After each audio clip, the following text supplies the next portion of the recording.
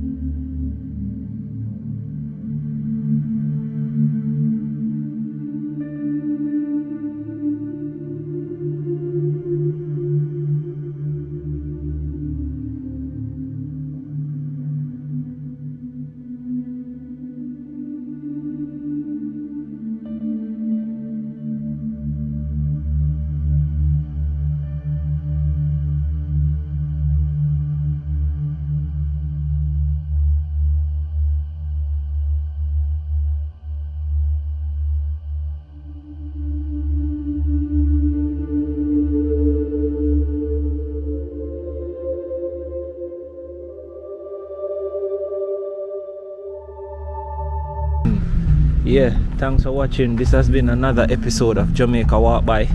Trust me. So this has been Pineapple Court Hotel in St. Anne's, Ocherius.